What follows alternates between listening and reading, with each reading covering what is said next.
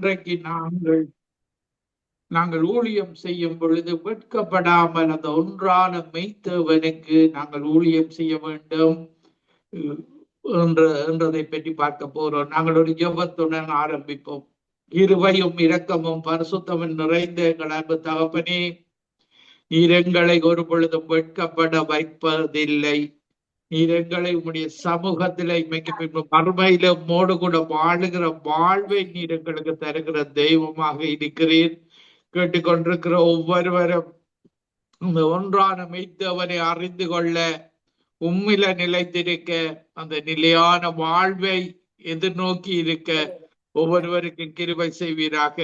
ஒருவரும் வெட்கப்பட்டு போகாதபடி இந்த கடைசி காலத்தில ஒரு எழுப்புதலை நோக்கிய ஊழியத்தில் நாங்கள் ஈடுபட கிருபை செய்வீராக. துதிகன மகிமை ஒன்றான மெய்த்தவனாய் உமக்கு செலுத்தி என்னுடைய வாயின் வார்த்தைகளும் இருதய தியானங்களும் எப்பொழுதும் பிடியமாயிருக்க என்னை மறைத்து நீர் வெளிப்படும். இயேசுவின் நாமத்தில் ஒருவரையும் ஆசீர்வதித்து ஜெபிக்கிறேன். எங்களை எப்பொழுது நேசிக்கிற எங்க நல்ல பிதாவே, ஆமேன். ரோமர் 1 வசனத்துல நாங்கள் பவுல் சொல்லும் பொழுது, கிறிஸ்துவின் சுவிசேஷத்தை குறித்து நான் வெட்கப்படேன். முன்பு யூதரிலும் பின்பு கிரேக்கரிலும் விசுவாசிக்கிறவன் எவனோ அவருக்கு ரட்சிப்பு உண்டாவதற்கு அது தேவ பலனாயிருக்கிறது. பாருங்கள், சுவிசேஷத்தை நாங்கள் விசுவாசிக்கும் பொழுது அது எங்களுக்கு ரட்சிப்பை தருகிறது. பரலோகத்திலே அனுப்பப்பட்ட பரிசுத்த ஆவியை தருகிறது. அது எங்களுக்கு ஒரு பலத்தை தருகிறது. பரிசுத்த ஆவி உங்களிடத்துல வரும் பொழுது நாங்கள் அந்த பலத்தை பெற்றுக் கொள்ளுகிறோம். இப்படியாக நாங்கள் பாருங்கள், அவர் இயேசு மீண்டுமாக வரும் பொழுது 1 யோவான் 2 வசனத்துல பார்க்கும் பொழுது, 1 யோவான் 2 இப்படி இருக்க பிள்ளைகளே, அவர் வெளிப்படும் போது நாம் அவர் வருகையில் அவருக்கு முன்பாக வெட்கப்பட்டு போகாமல் தைரியமுள்ளவராய் இருக்கும்படி அவரில் நிலைத்திருங்கள். அதற்காகத்தான் எங்களுக்கு அவர் இந்த பரிசுத்த ஆவியை தந்திருக்கிறார். தைரியத்தை இந்த பரிசுத்த ஆவியானவர் மூலமாக எங்களுக்கு ஒரு தைரியத்தை அந்த ஒன்றான மெய்த்தேவன் தருகிறார். இன்றைக்கு ரட்சிக்கப்படாதவர்கள் அந்த பரிசுத்த ஆவியை பெறாததால அவர்கள் உணர்வில்லாமல் வாழ்கிறார்கள். நீங்கள் வேதாகமத்தை வாசித்து ரட்சிக்கப்பட்டு பரிசுத்த ஆவியின் அபிஷேகத்தை பெறும் பொழுது உங்களுக்கு ஒரு தைரியம் வருகிறது. நன்மை செய்கிற தைரியம். இன்றைக்கு உலக மக்கள் தீமை செய்கிற தைரியத்தை தான் அவர்கள் நாடி போவார்கள். அது இருளின் வாழ்வாக இருக்கிறது. எங்களுடைய ஒளியின் பிள்ளைகள் நாங்கள், வெளிச்சத்தின் பிள்ளைகளாக இயேசுவை அறிந்து கொண்டோம். நாங்கள் இருளின் பிள்ளைகளாக வாழ்ந்தோம். இன்றைக்கு மறுபடியும் பிறந்த வாழ்வு, பரலோகத்திலே அனுப்பப்பட்ட பரிசுத்த ஆவியானவரை பெற்ற வாழ்வு, அந்த வாழ்வு எங்களை வெட்கப்படுத்தாத வாழ்வாக இருக்கிறது. இன்னைக்கு மறுமையில இயேசுவோட நித்தியமாக வாழுகிற வாழ்வை ஆண்டவராகிய இயேசு கிறிஸ்து எங்களுக்கு தருகிறவராக இருக்கிறார். அதற்காகத்தான் அவர் அந்த தேற்றரவாளராகிய சத்திய ஆவியை தந்து எங்களுக்கு அந்த தைரியத்தை தந்திருக்கிறார். 1 பேதுரு 4 வசனத்துல பார்க்கும் பொழுது, 1 பேதுரு 4:16 ஒருவன் கிறிஸ்தவனாய் இருப்பதினால் பாடுபட்டால் வெட்கப்படாமல் இருந்து அதன் நிமித்தம் தேவனை மகிமைப்படுத்த கடவன். பாருங்கள், நாங்கள் இந்த துண்டு பிரசங்கங்கள் கொடுக்கும் பொழுது, இயேசுவை பற்றி சொல்லும் பொழுது, இன்றைக்கு இந்த துன்மார்க்கத்துல வாழுகிற மக்கள் எதிராகத்தான் செயற்படுவார்கள். ஆனால் அவர்கள் தான் ஒரு நாள் வெட்கப்பட்டு போகிறார்கள், நாங்கள் அல்ல. தேவனுடைய வார்த்தையின்படி நாங்கள் சுவிசேஷத்தை சொல்ல வேண்டும். தேவன் நல்லவர், அவர் நன்மைகளை மட்டும்தான் செய்கிறவர். இப்படியாக வேதத்தை நாங்கள் அவர்களுக்கு சொல்ல வேண்டும். அவர் எங்களுக்கு துன்பப்படுத்தினால் நாங்கள் வெட்கப்படாமல் தேவனுக்கு மகிமை செலுத்த வேண்டும். தேவன் மகிமைப்பட வேண்டும். நாங்கள் எங்களுடைய வாழ்வை பரிசுத்தமாக காத்து கொண்டு அந்த ஊழியத்தை செய்ய வேண்டும் என்று தேவன் விரும்புகிறார். வெட்கத்தை தருகிற துன்மார்க்கங்களை வெட்கப்படுத்தினாலும் பப்ளிக்காக சத்தம் போட்டாலும் நாங்கள் அமைதியாக இயேசுவை போல அவர்களுக்கு பதிலை சொல்லி வேத வாக்கியத்தின்படி பாருங்கள். சிலரை நான் பார்த்திருக்கிறேன். ஒரு ஒரு காட்சி, ஒரு சம்பவத்துல ஒரு ஊழியம் செய்கிற ஒரு வயது போன மனிதனை ஒரு மனிதன் அடிக்கிறான் வலது கன்னத்துல.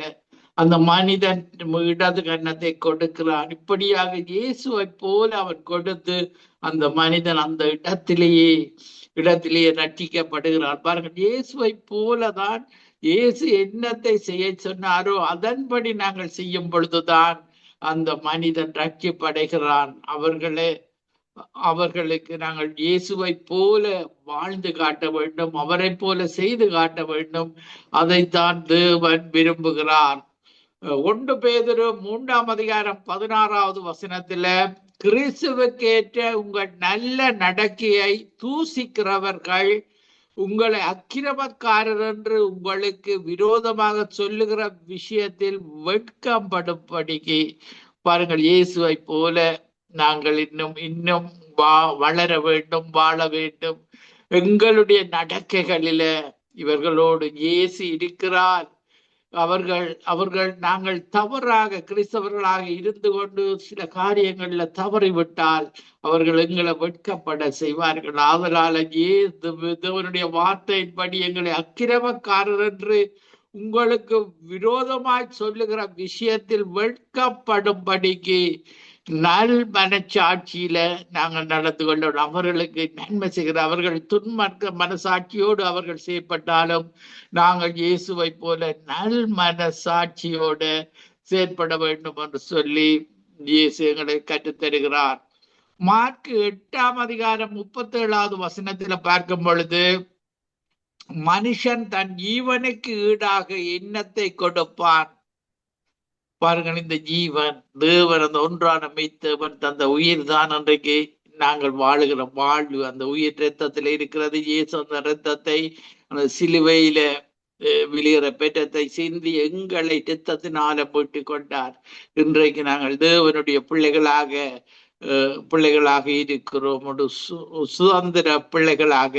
அடுத்த வசனத்துல பார்க்கும் பொழுது, ஆதலால் விபச்சாரமும் பாவமும் உள்ள இந்த சந்ததியில் என்னை குறித்தும் என் வார்த்தைகளை குறித்தும் எவன் வெட்கப்படுகிறானோ அவனை குறித்தும் மனுஷகுமாரனும் தமது பிதாவின் மகிமை பொருந்தினவராய் பரிசுத்த தூதர்களோடும் கூட வரும் பொழுது வெட்கப்படுவார். பாருங்கள், நாங்கள் பாவத்துல வாழ்ந்தோம். ஒரு நிம்மதியற்ற வாழ்வு பாவம். சிற்றின்பங்கள் எல்லாம் ஒரு தீமையை, நஷ்டத்தை, ஒரு கவலையை அளிக்கிறதாக இருந்ததை நாங்கள் பார்க்கிறோம். ரட்சிக்கப்படுவதற்கு முன்பாக இப்படியான காரியங்கள் எந்த நன்மையும் தருவதில்லை. இந்த பாவமானது மரணத்துக்கு இழுத்து செல்கிறதாக இருக்கிறது. அதனால எங்களுடைய ஒன்றான மெய்த்தேவனை குறித்தும் அவர் அனுப்பின மனுஷகுமாரனாகிய இயேசு கிறிஸ்துவை குறித்தும், மீண்டுமாக இயேசு கிறிஸ்து வரும் பொழுது, பரிசுத்த தூதர்களோடு வரும் பொழுது நாங்கள் இப்படியான பாவத்தை வெறுத்து வாழ வேண்டும். அவருடைய வார்த்தை தான் எங்களுக்கு பாவத்தை வெல்ல வைக்கிறது. பாவத்தை செய்யக்கூடாது. பாருங்கள், யோசேப்பு தேவனுக்கு விரோதமாக பாவம் செய்வது எப்படி? பாருங்கள், ஒரு பாவம் செய்து விட்டால் பிசாசுக்கு நாங்கள் எங்களுடைய அறை கதவை திறந்து விடுகிறோம், எங்களுடைய சரீரத்தை திறந்து கொடுக்கிறோம் பிசாசுக்கு. பிசாசு அவன் வந்து குடியிருந்து எங்களை இன்னும் 7 மடங்கு விதமான பாவங்களை செய்ய வைத்து எங்களை இறுதியாக நரகத்தை கிழித்து செல்கிறவனாக அவன் இருக்கிறான். திருடுவது, கொல்லுவது, அழிப்பது, இன்றைக்கு உலகத்திலே இருக்கிற அத்தனை ரட்சிக்கப்படாத மக்கள் இப்படியான பாவ வாழ்வில வாழுகிறது தேவனுக்கு பிரியமில்லை. இந்த 5 கண்டங்களும் வருகிற காலங்களில ஒரு எழுப்புதலுக்காக நாங்கள் வேலை செய்ய வேண்டும். அந்த எழுப்புதலில ரட்சிக்கப்படாத ஒவ்வொருவரும், பல மக்கள் ரட்சிக்கப்படும் பொழுது அவர்களும் ரட்சிக்கப்படுவார்கள். பிதாவின் மகிமை பொருந்தினவராய் பரிசுத்த தூதர்களோடு கூட வரும் பொழுது வெட்கப்படுவார் என்றார். இப்போ நாங்கள் 1 பேதுரு 2:6 வந்தபடியே இதோ தெரிந்து கொள்ளப்பட்டதும் வெளியேறப்பெற்றதுமாயிருக்கிற மூலக்கல்லை சீயோனில் வைத்திருக்கிறேன், அதன் மேல் விசுவாசமாயிருக்கிறவன் வெட்கப்படுவதில்லை. இந்த மூலக்கல்லு இயேசுவாக இருக்கிறார். அவரில் விசுவாசம் வைக்கும் பொழுது பாருங்கள், நாங்கள் தான் தண்டிக்கப்பட வேண்டியவர்கள், நாங்கள் தான் சிலுவையில் அறையப்பட வேண்டியவர்கள். ஆனாலும் இயேசு எனக்காக சிலுவையில, என்னுடைய பாவத்துக்காக, அக்கிரமத்துக்காக இயேசு அந்த சிலுவையில மரித்தார், இரத்தத்தை சிந்தினார் என்ற உணர்வோடு நாங்கள் வாழும் பொழுது நாங்கள் வெட்கப்பட மாட்டோம். ஒரு பொழுதும் அந்த மூலைக்கல் இயேசுவை நாங்கள் விசுவாசிக்கும் பொழுது. எபிரேயர் 11 அதிகாரம் 16 பாருங்கள், அன்னைக்கு பழைய ஏற்பாடு காலத்தில வாழ்ந்த ஒவ்வொருவரும் அந்த கானான் தேசத்தைக்கு தேவன் அழைத்து சென்றார். கானான் தேசம் இந்த உலகத்தில இருக்கிற உலகத்தில ஒரு ஒரு குறைவில்லாத தேசமாக இருக்கிறது. பாருங்கள், சில நாடுகள் குறைவில்லாத தேசங்களாக இருக்கிறது. நன்கு வளர்ந்த தேசங்கள், கிறிஸ்தவ நாடுகள் ஏழைகளுக்கு உதவி செய்து குறையில்லாமல் வாழுகிறதை நாங்கள் பார்க்கக்கூடியதாக இருக்கிறது. இந்த மதங்களில் வாழுகிறவர்கள், பாவத்தில் வாழுகிற நாடுகள், இந்த போதை வஸ்து இப்படியான காரியங்களில் வாழ்கிற நாடுகள் நஷ்டத்தில, கவலையில, கண்ணீரில வாழுவதை நாங்கள் பார்க்கக்கூடியதாக இருக்கிறது.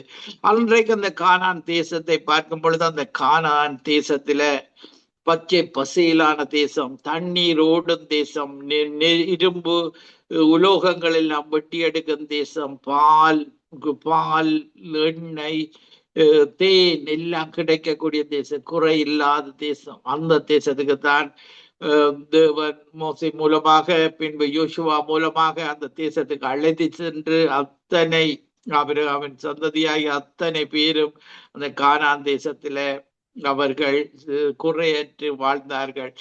பாருங்கள், இப்படியாக வாழும் பொழுது நாங்கள் அந்த தேவனை மறந்து விடக்கூடாது. எங்களுக்கு தந்த ஆசீர்வாதத்துக்காக இன்றைக்கும் இலங்கை, இந்தியா தேசங்கள், இந்த வெளிநாடுகளுக்கு வந்து எங்களை தேவன் ஆசீர்வதித்திருக்கிறார். இந்த தேவனை நாங்கள் பணம் வரும் பொழுது, பொருள் வரும் பொழுது நாங்கள் அவரை மறந்து விடக்கூடாது.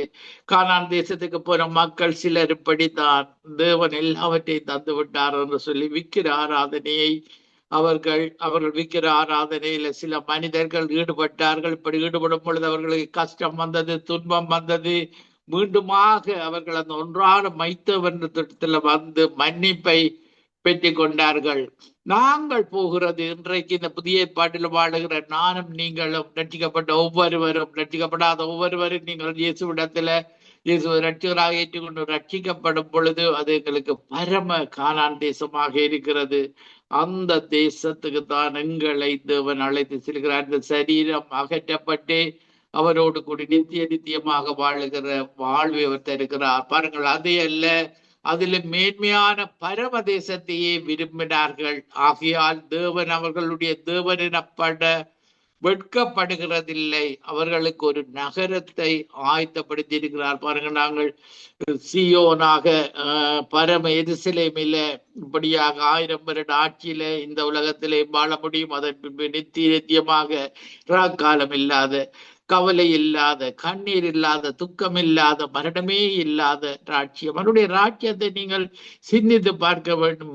பாருங்கள், அந்த குளிர்ச்சியான வேளையில தேவன் ஆதாம் ஏவாளோடு உறவாடினதை நாங்கள் பார்க்க வேண்டும். பாருங்கள், அவர் ஒவ்வொரு நாளும் தேவனங்களோடு ஆதாம் ஏவாளோடு உறவாடினார். பாருங்கள், பாவம் செய்யாத வரைக்கும் உறவாடினார். பாவத்திற்கு பின்பாக அவர்களுக்கு தேவனுக்கும் மனிதருக்கும் ஒரு பிரிவினை வந்தது. அக்கிரமங்கள், பாவங்கள் செய்யும்போது. அதே போலதான் இன்றைக்கு வாழுகிற நாங்களும் பாவம் செய்து கொண்டு அந்த மெய்யான தேவனை நீங்கள் இயேசுவை இரட்சகராக ஏற்றுக்கொள்ள முடியாது. நாங்கள் முன்பாக ரட்சிப்படுவதற்கு முன்பாக இப்படி உலக வழியில வாழ்ந்தோம். ஆனால் இயேசுவுக்குள்ள மறுபடியும் பிறந்து வாழும் பொழுது அந்த தேவன் இன்றைக்கு பரிசுத்த ஆவியானவராக எங்களுக்குள்ள வாசம் செய்கிறார். அவர் எங்களுக்கு அந்த பலத்தை தந்து அந்த பாவம் பொல்லாதது என்பதை அவர் எங்களுக்கு கற்று தந்து பாவம் இல்லாமல் இப்பொழுது வாழ உதவி செய்கிற தேவனாக இருக்கிறார். ஏதாவது நாங்கள் தவறுகள் நடந்தாலும் அந்த மெய்த்தவரிடத்துல மீண்டுமாக போய் ஏதாவது சிறிய தவறுகள், பாவ எண்ணங்கள் வந்தால் கூட நாங்கள் அவரிடத்துல விழுந்து விட வேண்டும். தாவீது இப்படித்தான் அவன் பாவ சந்தர்ப்பங்கள் வரும் பொழுது அவருடைய கிருபையையும் இரக்கத்தையும் பற்றி கொள்ள வேண்டும். நீர் கிருபை உள்ள தேவன், நீர் நீதி உள்ள தேவன், நீர் இரக்கம் உள்ள தேவன், என்னை மன்னியும், பரிசுத்த ஆவியை என்னிடத்திலிருந்து எடுத்து போடாதையும். உற்சாகமான ஆவி அவரிடத்திலிருந்து வர்றது உற்சாகமான ஆவி, ஒரு என்னை பலப்படுத்துகிற இயேசு கிறிஸ்துவை தருகின்ற ஆவிதான் அவர் தருகிறாவை. அந்த ஆவியை எடுத்து போடாதே, என்னை மன்னியும், உம்முடைய கிருபையினால இரக்கத்தை எனக்கு காண்பியும். நாங்கள் பாவம் செய்தோம், நாங்களும் ஒவ்வொரு தமிழ் மக்களுக்காகவும் ஜெபிக்க வேண்டும். பாருங்கள், அவர்கள் இந்த தேசத்துல இருந்தாலும் எங்களுடைய தேசத்துல தமிழ் மக்கள் பாவம் செய்தோம். ஒரு ஜாதி மத இன கலவரங்களை இப்படியான ஒரு காரியங்களை நாங்கள் எங்கள் தேசங்களில் செய்தோம். நாங்கள் பாவிகள், ஒன்றான மெய்த்தவனே எங்களை மன்னியும் என்று சொல்லி எங்களுடைய சமூகத்துக்காக நாங்கள் ஜெபிக்க வேண்டும். பாருங்கள், தானியேல் சிறைப்பட்டு போற பொழுது அவன் ஜெபிக்கிறான். தானியேல், எங்களுடைய சமூகம் தவறு செய்தது. பாருங்கள், தானியேல் தேவனுக்கு பிரியமானவன். தானியேல் ஜெபிக்கும் பொழுது தேவன் கபிரியேல் தூதனை அனுப்பி உன்னுடைய ஜெபம் கேட்கப்பட்டது என்று சொல்லப்பட்டவன் தான். ஆனால் அவன் சிறைப்பட்டு போன பொழுது கூட பாருங்கள், அந்த மக்கள் பாவம் செய்யும் பொழுது, ஒரு சமூகத்தினுடைய அந்த மக்கள் சிறைப்பட்டு போகும் பொழுது தானியேல் ஜெபிக்கிறான். என்னுடைய சமூகம் தவறு செய்தது, எங்களுடைய இலங்கை தேச மக்கள் தவறு செய்தார்கள். பாருங்கள், ஒவ்வொரு தவறும் வறுமையை கொண்டது, பஞ்சத்தை கொண்டு வந்தது. ஆனாலும் உம்முடைய இரக்கத்தை நாங்கள் வேண்டி நிற்கிறோம், உம்முடைய கிருபையை வேண்டி கொண்டிருக்கிறோம். எங்களுடைய மக்கள் போராட்டங்கள் மூலமாக, பாவ வாழ்வின் மூலமாக, சாப வாழ்வின் மூலமாக எங்களுடைய சமூகம் ஜாதி மத இன வெறிகளின் மூலமாக தவறு செய்தோம். விக்கிர ஆராதனைகள், வேசித்தனங்கள், இப்படியான பாவ வாழ்வுகளால இயேசுவே கிருபை உள்ளவரே, இரக்கமுள்ளவரே, எங்களை மன்னியும். எங்களுடைய சமூகம் இப்படி செய்தது, ஆனால் நீர் இரக்கமுள்ளவர், நீர் கிருபை உள்ளவர். இப்படியாக நாங்கள் ஜெபிக்க வேண்டும். பாருங்கள், எஸ்ரா கூட இப்படித்தான் ஜெபித்தான். சிறைப்பட்டு போன பொழுது என்னுடைய மக்கள் பாவம் செய்தார்கள், உம்முடைய இரக்கத்தை வேண்டி நிற்கிறோம் என்று சொல்லி நாங்கள் எங்களுடைய மக்களுக்காக ஜெபிக்கும் பொழுது அது தேவனுக்கு பிரியமாக அந்த ஜெபம் காணப்படுகிறது. பாருங்கள், ஆபிரகாம் கூட பாருங்கள், அந்த சோதோம் கொமரா மக்களுக்காக அவன் தேவனிடத்துல விண்ணப்பம் பண்ணுகிறான். நீர் நீதியுள்ள தேவன் அல்லவா, துன்மார்க்கரோடு நீதிமான்களையும் அழிப்பீரோ அந்த சோதோம் கொமராவில. அப்ப தேவன் சொல்லுகிறார், நான் அழிக்க மாட்டேன். அவர் நீதியுள்ள தேவன். பாருங்கள், அழிக்க மாட்டேன். இப்படியாக ஒரு 10 நீதிமான்கள் கூட இல்லாத ஒரு தேசத்துல அந்த தேசம் அழிக்கப்பட்டதை நாங்கள் பார்க்கக்கூடியதாக இருக்கிற ஒரு தேசத்துல நீதிமான்கள், அந்த ஒன்றான மெய்த்தவனை தேடுகிற மக்கள் அதிகரிக்க வேண்டும். அதிகரித்து அவர்களுடைய ஜெபங்கள் தூபம் போல அவருடைய சமூகத்துக்கு போகப்பட வேண்டும். பாருங்கள், ஒரு தீர்க்கதரிசி சொல்லுகிறார், கனடா தேசத்துல ஒரு கடும் குளிர் இந்த தேசத்துல வரும் என்று சொல்லி நாங்கள் அந்த தேவனிடத்துல நாங்கள் ஜெபிக்க வேண்டும். இப்படியான காலநிலைகள் எங்களுக்கு உம்முடைய இரக்கத்தை வேண்டி நிற்கிறோம். இந்த டொரண்டோ தேசம், இந்த ஒன்டாரியோ தேசம் பாருங்கள், இன்றைக்கு ஒரு எழுப்புதலை காண முடியாத ஒரு நிலையில காணப்படுகிறது. பாருங்கள், மற்ற தேசங்கள் எல்லாம் யூரோப்பு, அமெரிக்கா, அப்படியான பல தேசங்களில் ஒரு எழுப்புதலுக்கு ரெடி ஆகி கொண்டு வருகிறார்கள். ஆனால் இந்த டொரண்டோ ஒன்டாரியோ தேசம் மக்கள் மல்டி கல்ச்சரர், இப்படியான விக்கிர ஆராதனைகள், பாவ சாபங்களில வாழுகிறார்கள். இவர்களுக்காக இந்த தேசத்தில இந்த இப்படியான காலநிலைகளை தேவன் நல்ல காலநிலைகளை தரும்படியாக நீர் கிருபையும் இரக்கமுள்ள தேவன் அல்லவா, இவர்களுடைய பாவத்தை மன்னியும். இவர்கள் ஒரு எழுப்புதலை காண இந்த டொரண்டோ தேசம், ஒன்டாரியோ தேசம் ஒரு மன்னிப்பை கொடுக்கும்படியாக நாங்கள் எல்லாரும் இந்த தேசத்துக்காக ஜெபித்துக் கொள்ள வேண்டும். பாருங்கள், 1 கொரிந்தியர் 1:27 நாங்கள் பார்க்கும் பொழுது, ஞானிகளை வெட்கப்படுத்தும்படி தேவன் உலகத்தில் பைத்தியமானவைகளை தெரிந்து கொண்டார், பலம் உள்ளவைகளை வெட்கப்படுத்தும்படி தேவன் உலகத்தில் பலவீனமானவைகளை தெரிந்து கொண்டார். பாருங்கள், நீங்கள் தான் அழைக்கப்பட்டவர்கள். இந்த சந்திய வெளிச்சம் சங்கமம் ரேடியோவில் நீங்க ஊழியம் செய்கிற ஒவ்வொருவரும் நீங்கள் அழைக்கப்பட்டவர்கள். நீங்கள் தகுதி இல்லை என்று ஒரு பொழுதும் சொல்லிவிடக் கூடாது. நாங்கள் ஒவ்வொருவரும் அழைக்கப்பட்டவர்கள். தேவனுக்காக இந்த கடைசி காலத்துல ஊழியம் செய்ய அழைக்கப்பட்டவர்கள். பாருங்கள், மோசே, நான் தகுதி இல்லாதவன், நான் கொன்னை வாயன் என்று சொல்லுகிறான். பாருங்க, நீதான் எனக்கு வேண்டும் என்று சொல்லி மோசையை அழைத்த தேவன் தான் எங்களையும் இந்த காலத்துல இந்த டொரண்டோ கனடா ஒரு எழுப்புதலுக்காக இன்றைக்கு கனடா தேசத்துல ஊழியம் செய்கிற ஒவ்வொருவரும், இந்த இறுதி காலத்துல வாழுகிற ஒவ்வொரு மக்களும் ஊழியரும் தேவனுக்கு தேவையானவர்களாக இருக்கிறார்கள். இப்படியாக எங்கள் பலமில்லாத உலக மக்கள் எங்களை பைத்தியம் என்று சொல்லுவார்கள். ஆனால் எங்களுக்கு ஞானத்தை தந்து, புத்தியை தந்து, அறிவை தந்து, பலத்தை தந்து எங்களை பலப்படுத்துகிற இயேசு கிறிஸ்துவாக இருக்கிறார். பாருங்கள், அவர்களுடைய ஞானத்தை பைத்தியமாக்கி எங்களுக்கு தேவ ஞானத்தை தந்து எங்களை வழி நடத்துகிறவர் தான் எங்களுடைய மெய்யான தேவன். ரோமர் 5ஆம் அதிகாரம் 5வது வசனம் சொல்லுகிறது. பாருங்கள், பரிசுத்த ஆவியை பெறாதவர்கள் அந்த ஒன்றான மெத்தவனுடைய ஒரே ஒரு ஆவி, அந்த பரிசுத்த ஆவி அந்த மரங்களையும் கனிகளையும் தருகிற ஆவியாக இருக்கிறது. இப்படியாக ரோமர் 5:5 சொல்லுகிறது, மேலும் நமக்கு அருளப்பட்ட பரிசுத்த ஆவியினாலே, பரலோகத்திலே இருந்து அனுப்பப்பட்ட பரிசுத்த ஆவி எங்களை கெவன்லி சிட்டிசன்ஸாக மாற்றின முத்திரை போட்டு உங்களுக்கு கடவுச்சீட்டாக எங்களுடைய இதயத்தில் அடிக்கப்பட்டிருக்கிறது. நீ பரலோக பிரஜை என்று எங்களுடைய ஜீவ புத்தகத்துல தேவன் எங்களை அழைத்திருக்கிறார். எங்களுக்கு அந்த முத்திரையை போட்டிருக்கிறார். பரிசுத்த ஆவியினாலே தேவனுடைய அன்பு நம்முடைய இதயங்களில் ஊற்றப்பட்டிருக்கிறபடியால் அந்த நம்பிக்கை, இந்த பரிசுத்த ஆவியானவர்களுக்கு தருகிற நம்பிக்கை ஒரு பொழுதும் வெட்கப்பட விடாது. முடிவு பரியந்தவங்களை நடத்துகிற தேவனாக இருக்கிறார். இந்த தேவன் என்றென்றும் உள்ள சதா காலங்களிலும் எங்கள் தேவன் முடிவு மரண பரியந்தவங்களை வழி நடத்துகிற தேவனாக அவர் இருக்கிறார்.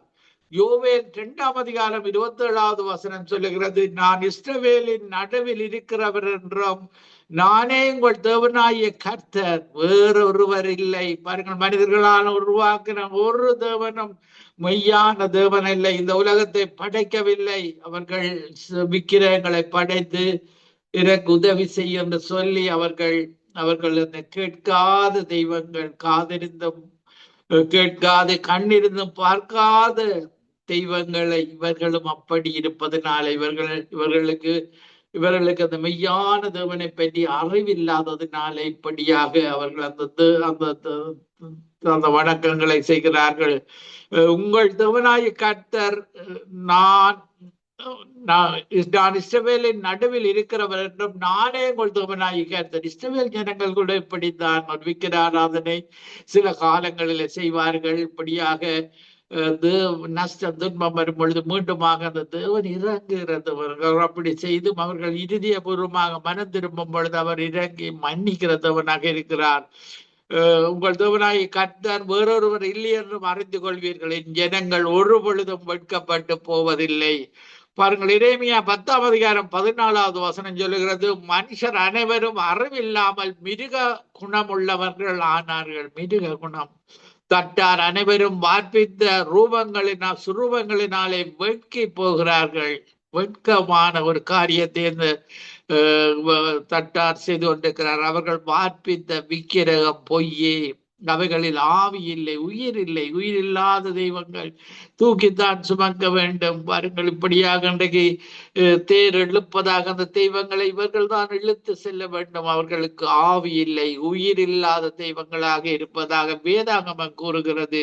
எரேமியா 10ஆம் அதிகாரம் 15வது வசனத்தில் அவைகள் மாயையும் மகா எத்தனை கிரிவையுமாய் இருக்கிறது, அவைகள் விசாரிக்கப்படும் நாளிலே அழியும். உங்களுடைய தேவன் ஒரு நாள் அந்த விக்கிரகங்களுக்கு, தேவர்களுக்கு, பாகால்களுக்கு தண்டனை கொடுக்கிற தேவனாக இருக்கிறார். உங்களுடைய இன்றைக்கு மதங்களில வாழுகிற ஒவ்வொரு மக்களும் தண்டிக்கப்படுவார்கள். மனம் திரும்பாத பட்சத்தில அவர்களுடைய தேவர்களும் தண்டிக்கப்படுவார்கள் என்று வேதாகமம் சொல்ல அவைகள் மாயையானவைகள், மகா எத்தனை கிரியையுமாயிருக்கிறது. அவைகள் விசாரிக்கப்பட்ட நாளிலே அள்ளியும் அந்த விக்கிரகங்கள் எவ்வளவு பணம் தவறாக சம்பாதித்து அந்த மத ஆட்களுக்கு கொடுத்தார்கள். எல்லாம் பாருங்கள், எல்லாம் அழியிற விக்கிரகங்களாக அந்த மனிதர்கள் எல்லாரும் தண்டிக்கப்படுகிறவர்களாக. அவர்கள் மனம் திரும்பி விட்டால், பக்தி உள்ளவர்கள், உண்மையான பக்தி உள்ளவர்களாக இருந்தால், அந்த ஒன்றான மெய்த்தேவன் நீர்தான் மெய்யான தேவன் என்றால் எனக்கு வெளிப்படுத்தும் என்ற அன்பாக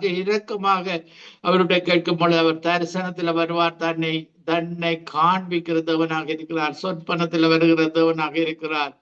எரேமியா 10:11 வசனம் சொல்லுகிறது, வானத்தையும் பூமியையும் உண்டாக்காத தெய்வங்கள் பூமியிலும் இந்த வானத்தின் கீழும் இராதபடிக்கு அழிந்து போகும் என்பதை அவர்களுக்கு சொல்லுங்கள். பாருங்கள், மதத்தில் உள்ளவர்களுக்கு, இந்த விக்கிராராதனை செய்கிறவர்களுக்கு தெளிவாக வேதாகமத்தில் சில பிரிவுகள் எல்லாம் பூமியையும் வானத்தை உண்டாக்காத தெய்வங்கள், மனித கைவேலையினால தெய்வங்கள் எல்லாம் ஒரு நாள் அழிந்து போகும், அவைகள் தண்டிக்கப்படும் என்று வேதாகமத்தில் சொல்லப்பட்டிருக்கிறது. யோவான் 14:18 வசனத்தில இயேசு கிறிஸ்துவை விசுவாசிக்கிறவர்களுடைய ஆவியை பெற்றவர்கள் உங்களை நான் திக்கற்றவர்களாக விடேன், உங்களிடத்தில் வருவேன். இயேசு இந்த உலகத்தில் இருந்த பொழுது சொல்லிய வார்த்தை இந்த கடைசி காலத்தில எங்களை அழைக்கிற வார்த்தையாக இருக்கிறது. நாங்கள் அவரை சந்திக்கிற நாட்களை நெருங்கி கொண்டிருக்கிறோம்.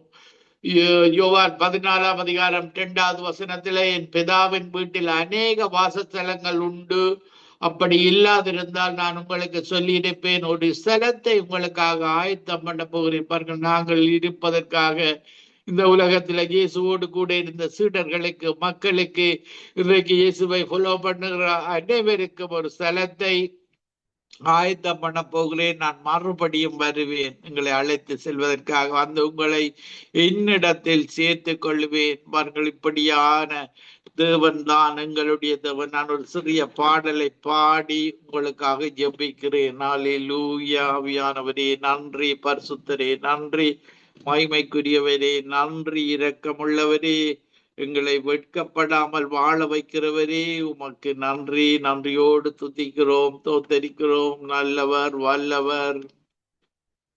கர்த்தரை தெய்வமாக கொண்டோ இதுவரையில் வெட்கப்பட்டதில்லை, அவரையே ஆதரவாய்க் கொண்டோர் நடுவழியில் நின்று போவதில்லை.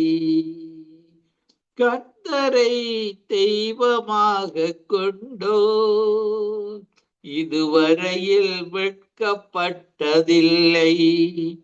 அவரையே ஆதரவாய்க் கொண்டோர் நடுவழியில் நின்று போவதில்லை.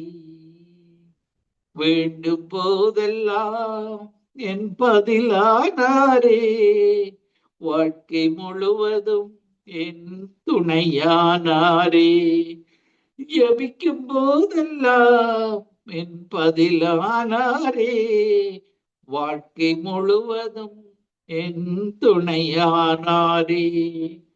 ஆராதிப்போமே அவரை முழுமனதாய், ஆராதிப்போமே அவரை தலைமுறையாய். வெறுமையானதை முன்னறிந்ததால் தேடி வந்து என் படகில் ஏறிக்கொண்டாரே.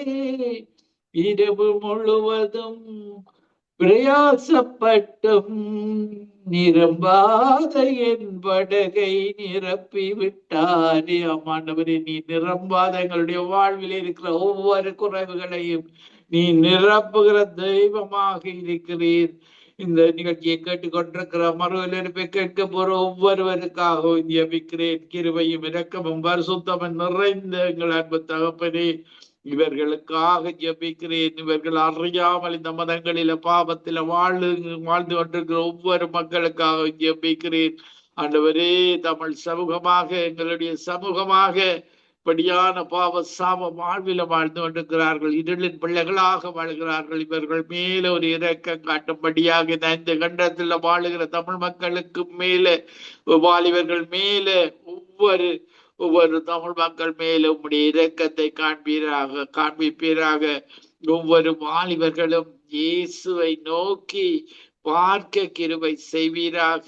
வாலிபன் இதனால் தன்னை காத்து கொள்ளுவான். அவருடைய வசனத்தின்படி நடப்பது மரணத்துக்கு முன்பாக, இந்த உலகத்தில் அழிவுகளுக்கு முன்பாக ஒவ்வொரு வாலிபனும் இயேசுவை தேட கிருபை செய்வீராக. பிரயாசப்பட்டு நிரம்பாத படகை உம்முடைய வார்த்தையின்படி போட்ட பொழுது பாருங்கள், அது நிரம்பினது. அதே போல என்னென்ன குறைவில ஒவ்வொரு மக்களும் வாழுகிறார்களோ அந்த குறைவுகளை எல்லாம் நீர் நிரப்புகிற தேவனாக இருக்கிறோம். நீர் ஐஸ்வர்ய சம்பந்தர், நீர் உலகத்தின் சொந்தக்காரர். இந்த உலகத்தில உள்ள உலகத்துக்குரிய ஆசீர்வாதங்களினாலும் பரலோகத்தில் வாழுகிற ஆவிக்குரிய ஆசீர்வாதங்களாலும் இந்த நிகழ்ச்சியை கேட்டுக்கொண்டிருக்கிற ஒவ்வொரு மக்களையும் ஆசீர்வதித்து இந்த கடைசி காலத்தில் ஒரு எழுப்புதலை காண, ஒரு பெரிய ரட்சிப்பை காண நீர் கிருபை செய்வீராக. தூபம் போல எங்கள் ஜெபங்களை பரலோகத்துக்கு தெரிவிக்கிறோம். ஜெபம் கேளும், பதில் தாரும், ஒவ்வொருவருடைய வாழ்விலையும் அதிசயம் செய்யும். இயேசு கிறிஸ்துவின் நாமத்தில் ஒருவரையும் இருதயத்தின் ஆழத்திலிருந்து ஆசீர்வதித்து ஜெபிக்கிறேன் நல்ல பிதாவே. ஆமேன், ஆமேன், ஆமேன். ஆமேன், ஆமேன், ஆமேன், ஆமேன். பாஸ்டர், அருமையான வார்த்தையின் மூலமாக எங்களை ஆசீர்வதித்தீர்கள். ஆமையின் பாவமெல்லாம் போக்கிதார், பயங்களை எல்லாம் நீக்கிடுவார், ஆவியினால் நிரப்பி அதிசயம் செய்திருவார். கர்த்தரை குறித்து நீங்க அவருடைய வார்த்தை நேற்றும் இன்றும் என்றும் மாறாத வார்த்தை மூலமாக நாங்கள் அதிகமான அவருடைய அன்பை நாங்கள் கற்றுக்கொண்டோம். அதற்கு நன்றி செலுத்துகிறோம் பாஸ்டர். கர்த்தருடைய நாமத்தை உயர்த்தி உங்களையும் குடும்பத்தாரையும் ஆசீர்வதிக்கிறோம். வானொலி குடும்ப சார்பாக வாழ்த்துகிறோம், ஆசீர்வதிக்கிறோம். நன்றி பாஸ்டர், நன்றி. அருமையான வார்த்தையின் மூலமாக ஆசீர்வதித்தீர்கள். நன்றி. God bless you. Amen. God bless you, sister. God bless you, everybody. Amen. Amen. Amen.